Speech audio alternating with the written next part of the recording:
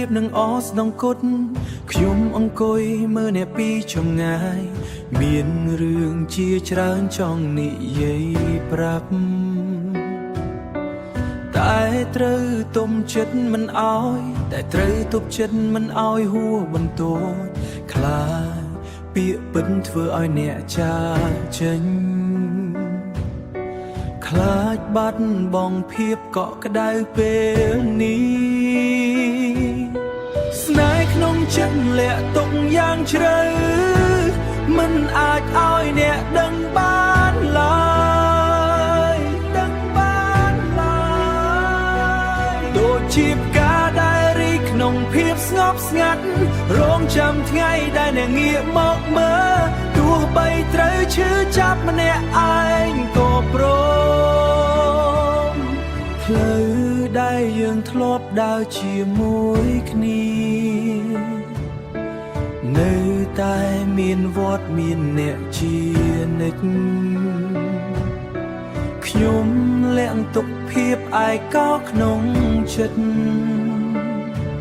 ព្រោះខ្លាចបាត់បង់មិត្តភាពដ៏ល្អរាល់ស្នាមញញឹមដែលអ្នកផ្ដល់ឲ្យគឺជាកម្លាំងចិត្តឲ្យខ្ញុំបន្តស្នេហ៍ក្នុងចិត្តលាក់ទុកយ៉ាងជ្រៅមិនអាចឲ្យអ្នកដឹងបានឡើយដឹងបានឡើយដូចជាផ្កាដែលរីកក្នុងភាពស្ងប់ស្ងាត់រងចាំថ្ងៃដែលអ្នកងាកមកមើលទោះបីត្រូវឈឺចាប់ម្នាក់ឯងក៏ព្រមវាឈឺចាប់ណាស់សូមត្រឹមតែមើលថែពីចម្ងាយមិនសង្ឃឹមថានឹងបានក្បែររូបអ្នកឲ្យតែអ្នកមានក្តីសុខគ្រប់គ្រាន់ស្នេហ៍ក្នុងចិត្តលាក់ទុកយ៉ាងជ្រៅមិនអាចឲ្យអ្នកដឹងបានឡើយដឹងបានឡើ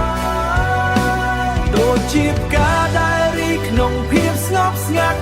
រងចាំថ្ងៃដែលអ្នកងាកមកមើលទោះបីត្រូវឈឺចាប់ម្នាក់ឯងក៏ព្រមនៅតែស្រឡាញ់ទោះអ្នកមិនដឹង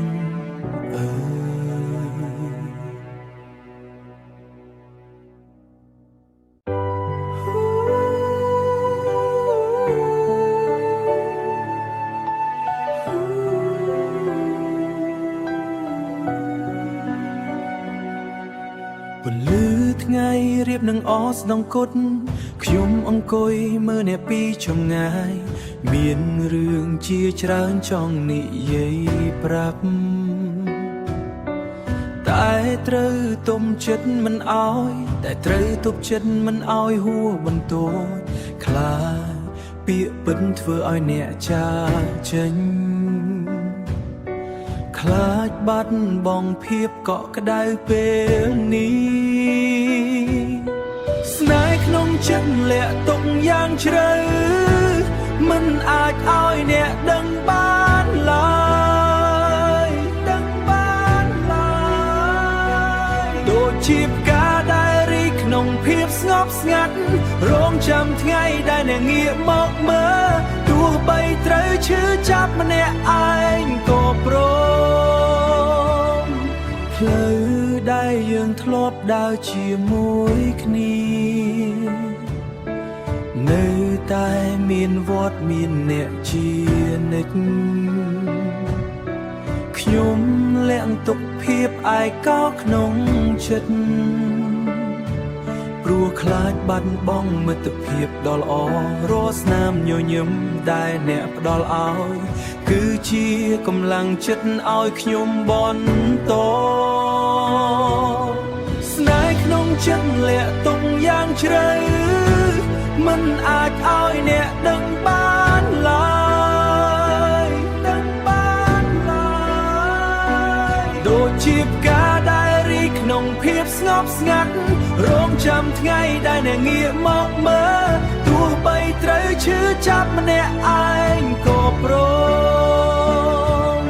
វាឈឺចាប់ណាស់សូមត្រឹមតែមើលថែពីចម្ងាយមិនសង្ឃឹមថានឹងបានក្បែររូបអ្នក